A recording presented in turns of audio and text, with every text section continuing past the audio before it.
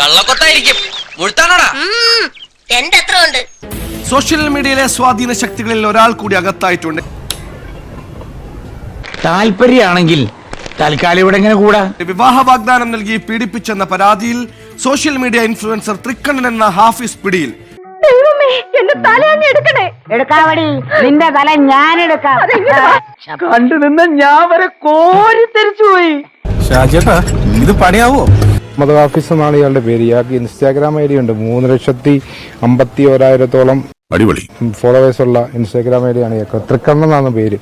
ഓർഡറിടല്ലേ ഇയാളൊരു പുട്ടുവച്ചോടം. വണ്ടിയുടെ ബോഡി നന്നായിട്ട് കാര്യമില്ലല്ലോ മുതലാളി, എഞ്ചിനിലല്ലേ കാര്യം. ഇയാൾ ഇതുപോലെ നിരവധി പെൺകുട്ടികളെ ഇതേപോലെ റീൽസ് എടുക്കാമെന്ന് പറഞ്ഞ് കുട്ടികളെ പറ്റിക്കുകയാണ് ചെയ്യുന്നത്. ഈ കുട്ടിയെ വിവാഹം കഴിക്കാൻ വേണ്ടിയിട്ടായിരുന്നു. പിന്നീട് എന്തൊക്കെയോ ഈ ബന്ധങ്ങൾക്ക് ശേഷം കുറച്ച് വഴക്കുകളും കാര്യങ്ങളും ഉണ്ടായി. കേരളത്തിൽ ജനിച്ചു വളർന്ന നല്ല മലയാളി കോഴിയാ. അതിനുശേഷം ഈ കുട്ടിയായിട്ട് പിരിഞ്ഞു എന്നാണ് പറയുന്നത്. നീ ഇതൊന്നും ആഗ്രഹിക്കണം. 3 ലക്ഷം ഫോളോവേഴ്സിനെയും വെച്ച് ഇത്തരത്തിൽ വിവാഹ വാഗ്ദാനം നൽകി പീഡിപ്പിക്കലായിരുന്നു ഇദ്ദേഹത്തിന്റെ പ്രധാനപ്പെട്ട വിനോദം.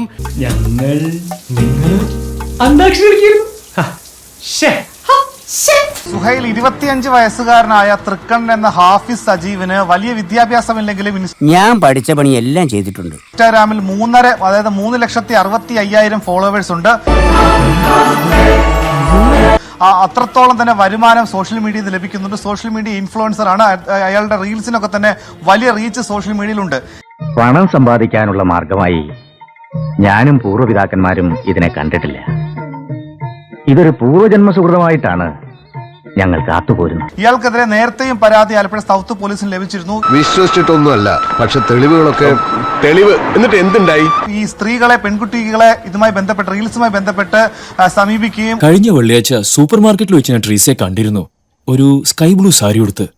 It was so nice. ഒരുമിച്ച് കൊളാബ് ചെയ്ത് റീൽസ് ചെയ്യാം, അല്ലെങ്കിൽ ഒരുമിച്ച് തന്റെ അക്കൗണ്ടിൽ തന്നെ ചെയ്യാം എന്ന പേരിലാണ് ഇയാൾ ബന്ധം സ്ഥാപിക്കുക. ഈ അവഹിതം എന്ന് പറയുന്നത് ഉണക്കമീൻ പോലെയാടി. നാട് മൊത്തം നാറിയാലും നമുക്ക് നല്ല രുചിയായിരിക്കും. ഇയാളെ സംബന്ധിച്ച് സൗത്ത് പോലീസ് പറയുന്നത് ഇയാളുടെ വീടിന് സമീപത്ത് തന്നെ മറ്റൊരു വീട് ഇയാൾ വാടകയ്ക്ക് എടുത്തിട്ടുണ്ട്. എന്റെ സ്വപ്നങ്ങളെല്ലാം തകർന്നു. ഈ വാടകയ്ക്കെടുത്ത വീട്ടിലാണ് ഈ റീൽസിന്റെ എഡിറ്റിങ്ങും ഒപ്പം തന്നെ മറ്റ് കലാപരിപാടികളൊക്കെ തന്നെ ഇതുമായി ബന്ധപ്പെട്ട കലാപരിപാടികൾ നടക്കുന്നത്. അങ്ങനെ നമ്മൾ മാത്രമായിട്ട് കുറച്ചു നേരം അതെനിക്ക് വേണം. എപ്പോ ട്രീസ പറഞ്ഞാ മതി, എനി ടൈം ഞാൻ റെഡി. ഇപ്പോ ഈ നിമിഷം കാണണം എനിക്ക്. ഇവിടെ എത്തിച്ചാണ് പല പെൺകുട്ടികളെയും പീഡിപ്പിച്ചിരുന്നത്. നാട്ടിൽ അറിയപ്പെടുന്ന അല്പനാണ്. അങ്ങനെയൊന്നുമില്ല. ഇതിലൊരു പെൺകുട്ടിയായിരുന്നു ഇപ്പോൾ പരാതിക്കാരി ഒരു നിയമ വിദ്യാർത്ഥി കൂടിയാണ്. ഇങ്ങനെ പേടിച്ചുള്ളൊരു ജീവിതം നിനക്ക് വേണോ പ്രഭേ?